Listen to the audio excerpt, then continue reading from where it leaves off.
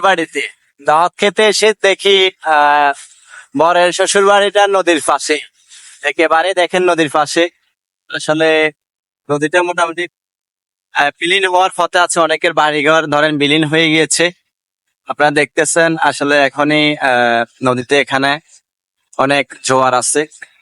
এখানে অনেকে আছে, আমাদের বিয়ে বাড়ির অনেক সদস্য আছে, তারা আছে নদী দেখতে আসছে তারাও।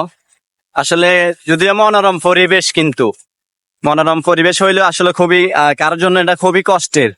আমরা বিয়ে বাড়িতে দাওয়াত খেতে আসছি, আমরা কিন্তু দেখতেছি, মজা নিচ্ছি, হ্যাঁ, যে প্রাকৃতিক পরিবেশের আবহাওয়া, বাতাস খাচ্ছি এবং খুব ভালো লাগতেছে আমাদেরকে পরিবেশটা।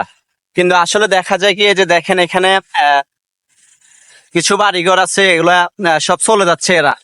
এগুলা কিছুদিনের মধ্যে ভেঙে যাবে, হয়তো 5-7 দিন বা সর্বোচ্চ 1 মাস। তো এই যে এখানে অনেকগুলা বাড়িঘর ছিল, ওগুলা সব উচ্ছেদ হয়ে গেছে, এরা সবাই চলে গেছে।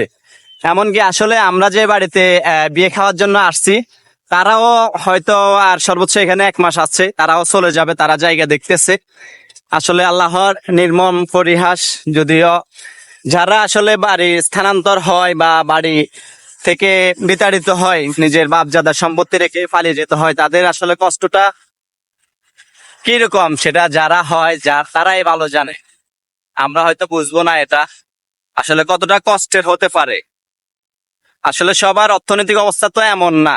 তো আল্লাহ যাই করেন ভালোর জন্য করেন, হয়তো এই হিসাবে মেনে নিতে হবে। আর আমরা অনেকে আছি আসলে অনেক অহংকার করি।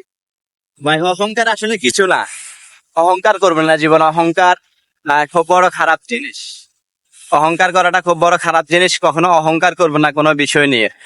আর কথায় আছে, আল্লাহ করতেও জানে, আল্লাহ ভাঙতেও জানে। দেখেন তারই প্রমাণ। এই যে দেখেন আমার পিছনে দেখেন কি অবস্থা, মানে কি পরিমাণ অবস্থা দেখেন। এই যে দেখেন সব ভেঙে যাচ্ছে। এই যে দেখেন, এই যে আল্লাহ ভাঙতেছে, কিন্তু বান্দা যদি করতো, আমরা বান্দারাই আবার প্রতিবাদ করতাম। কিন্তু আল্লাহ করতেছে বিদায় তো আল্লাহর সাথে আর প্রতিবাদ চলে না। হ্যাঁ, তো সবসময় আমরা নিরঅহংকার ভাবে চলার চেষ্টা করব। অহংকার আমরা দূর করব। অহংকার থেকে আমাদেরকে আসলে দূরে থাকতে হবে। আমরা অহংকার করি, কিসের এত অহংকার আমাদের? এই দেখেন জোয়ারে সব বেশি নিয়ে যাচ্ছে। এগুলা কারো না কারো বাপ যাদের সম্পত্তি, এও কিন্তু আটকে রাখতে পারতেছে না। চাইলেও কিন্তু আপনার পক্ষে সম্ভব নয় যে স্রোত আপনি দমন করতে পারবেন। আপনার কি সে ক্ষমতা আছে বলেন? কোন রকম ক্ষমতা নেই, আপনার পক্ষে সম্ভব নয় এই স্রোতটাকে আপনাকে বন্ধ করার মতো। এখন এখানে যদি কোনো একটা বান্দা করতো, কোন একটা বান্দা যদি এখানে পানি ছেড়ে দিত, আসলে আপনি অনেক কিছু করে ফেলতেন। আপনি বলেন, আমি বলেন, আমিও অনেক মামলা বা এটা সেটা জেল। তাই বলবো ভাই, অহংকার নয়, অহংকার করি না। বাপজাদার সম্পত্তি নিয়ে, টাকা পয়সা নিয়ে কোনো অহংকার করবেন না। এই অহংকার আপনার নিমেষেই শেষ হয়ে যেতে পারে। দেখেন আমার পাশে একটা বাড়ি আছে, এই যে ওরা ঘরটা উঠে নিয়ে যাচ্ছে। এই যে পিছনে দেখা যাচ্ছে না, পুরোপুরি আসতেছে না, কাভার হচ্ছে না। তারা আসলে হয়তো কোথাও স্থান নিয়েছে বা কোথাও জায়গা নিয়েছে, তারা ওখানে চলে যাচ্ছে। নিজের বাপজাদার সম্পত্তি রেখে আসলে চলে যেতে হচ্ছে। তাদের এই আল্লাহর যে বিচার, ওই বিচারের মাধ্যমে আসলে তারা আর তাদের বাপজাদার সম্পত্তিতে বসে থাকার ইচ্ছে থাকলেও কিন্তু থাকা সম্ভব হচ্ছে না, চলে যাইতে হচ্ছে তারা।